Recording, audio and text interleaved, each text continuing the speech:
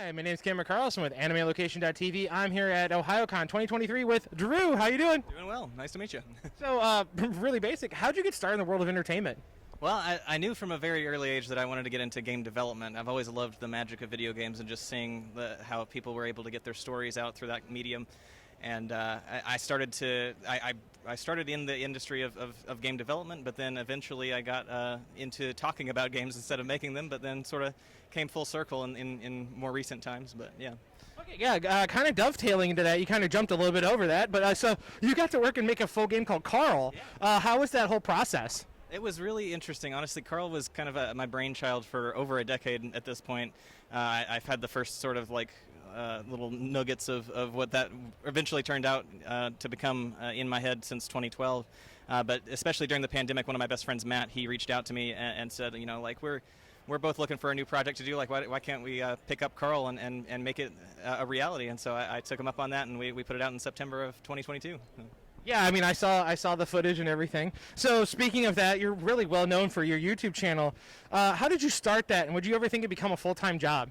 Well, I started not really by choice, but really I was working in mobile games at the time, and I was in a particularly tumultuous career situation, honestly, where I started at an office and there were 50 people working there, and by the time that I was finally laid off, it was, I think, the third layoff, and I was one of 5 people left in the office. Jesus.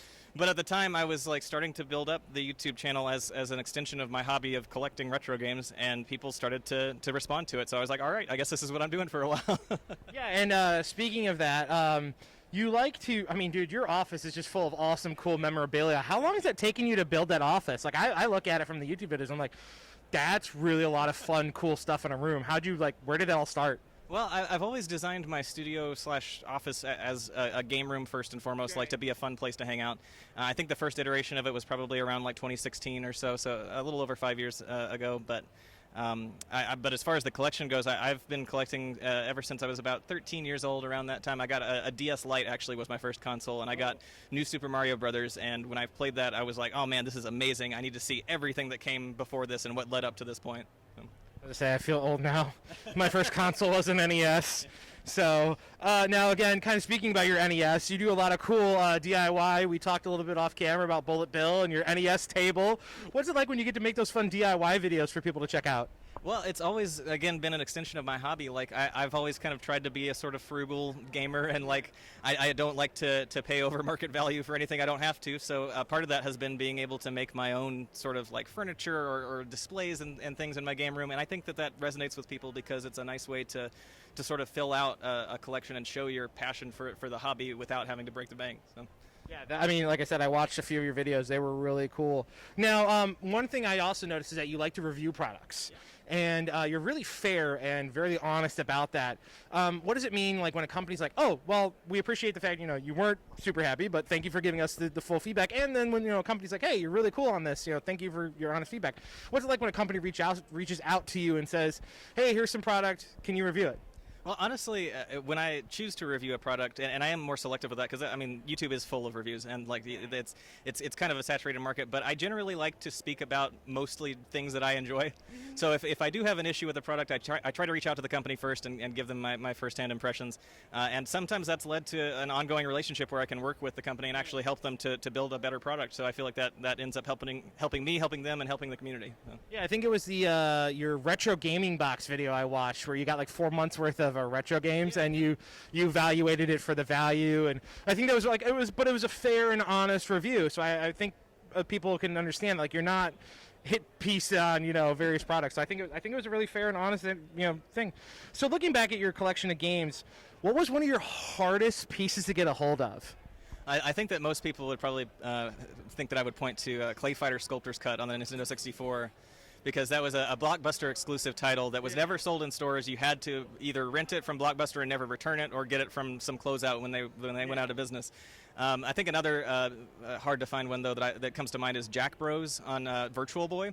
It's the rarest title that came out for Virtual Boy in the U.S. and it's an Atlas title, which they always end up on the top of the list of top 5 rarest games. So that's a fun little spin-off of the Shin Megami Tensei series, actually, or the Shin Megami Tensei series. But, Interesting. So now your videos are well made and take a while to make. I noticed that you have some pretty big gaps in between each one of your videos.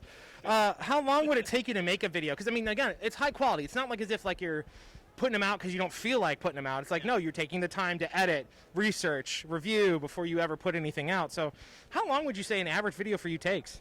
It's interesting that you bring that up because I feel like some of the more the videos that really pop off tend to be the ones that I don't spend hours and hours and months researching, which is always endlessly frustrating. The algorithm completely is uncaring and unfazed by that kind of effort. But it can go anywhere from if I'm doing a quick update video, it can take as few as a couple of hours. But then typically the bigger productions will take at least a couple weeks of full 8-hour work days. So.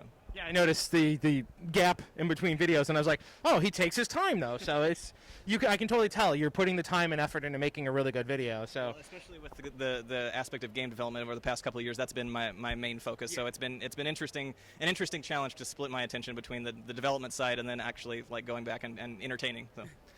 Now, the cool part is now, kind of wrapping things up. Are there any upcoming projects you want fans to know about that you're allowed to talk about at this time? We understand NDAs. Yeah, there's one that I really would love to be able to talk about, but I guess the best thing that I could point to is keep an eye out on Carl. We've got some more things coming down the pipeline, that some free updates and also some other cool announcements that people have been clamoring for. So if you know, you know. But now, is there, other than following you on YouTube and Twitter, is there any other way fans can keep up with you? And a final message you want to give to your fans that, I mean, they've been supporting you for quite some time now. Absolutely, yeah.